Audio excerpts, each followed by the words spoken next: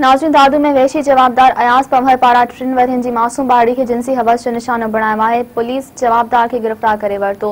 वधीक तफ़सील ॾिसूं था नवीद कुरैशी जी हिन रिपोर्ट में। अफशा दी मोहम्मद मूसा शाहणी जैसा जवाबदार अयाज़ पंवर पारां ज़बरदस्त बदफली कई वई, जंहिंजे करे जेको सो नीगरी खां रत वही रहियो हो उनखे फौरी तौर ते सिविल अस्पताल दादू में दाख़िल कयो वियो हो। हालत ख़राब हुजण जे करे उनखे फौरी तौर ते हैदराबाद नियो वियो आहे। जॾहिं त वुमेन पुलिस आहे उन जवाबदार अयाज़ पंवर खे गिरफ़्तार करे वरितो आहे। हिन वक़्तु वॾी सिक्योरिटी में जेको थाणो आहे वुमेन थाणे ते उते छोकिरो मौजूदु आहे। SSP दादू बि उते मौजूदु आहे ऐं जेका सिक्योरिटी इंतिहाई सख़्तु कई वई आहे त जीअं को बि हिन सां मिलणु न अचे। छो हीउ अहिड़ो वाक़ियो आहे दादू शहर जो जेको जंहिंजे करे पुलिस पंहिंजी सिक्योरिटी वधाए छॾी आहे। ऐं हिन वक़्तु जेको मां तव्हांखे ॿुधायां त जेका औरत नींगरी जेका वालदा आहे उनखे बेहोशी जा दौरा पहुची रहिया आहिनि। उहा दाऊं करे रही आहे। उहा चई ज़ालिमनि वॾो ज़ुल्म कयो आहे ऐं मुंहिंजी न्याणी सां वॾो ज़ुल्म कयो अथनि। अचो हितां जेके माण्हू आहिनि या पुलिस ऑफिसर आहिनि या ॿियनि खां पुछा कयूं उहे छा था चवनि। इंचार्ज हाणे असांखे फ़ोन कई, असां उते पहुतासीं, नंढड़ी खे वठी आयासीं हॉस्पिटल ऐं जवाबदार बि गिरफ़्तार कयो आहे। नंढड़ी हाणे ज़ेर इलाज आहे। FIR दाख़िल थींदी या पीउ खे या माउ खे ज़ाहिर फरियादी कंदासीं या कोई हिते हुआसीं हॉस्पिटल में, हाणे वञी FIR दाख़िल कंदासीं।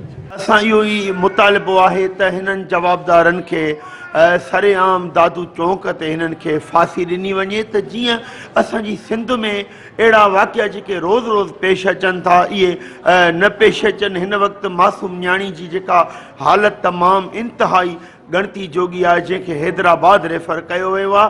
पर असां दादू शहरनि जो इहो मुतालिबो आहे त हिननि जवाबदारनि खे सरेआम फांसी ॾिनी वञे जीअं कंहिं ॿिए अमड़ जी झोली बर्बाद थियण खां बची पवे। ऐं इम्तियाज़ अली HR दादू डिप्टी जनरल सेक्रेटरी सूबाई जनरल सेक्रेटरी जे हुकुम जे मुताबिक़ मां हिते पहुतो आहियां।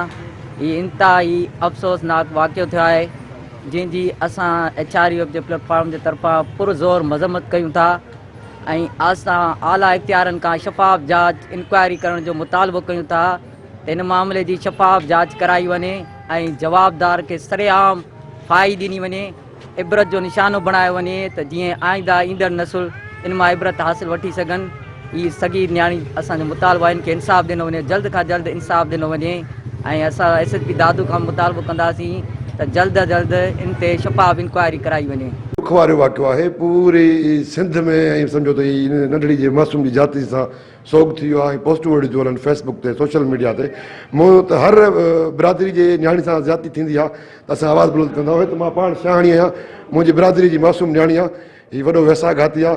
उमेदु कयूं था त कानून हिन खे सज़ा ॾेई ऐं फांसी ते लटकाए या उमिरि क़ैद जी सज़ा ॾिए। जवाबदार इंसान आहिनि कोन, जानवर आहिनि।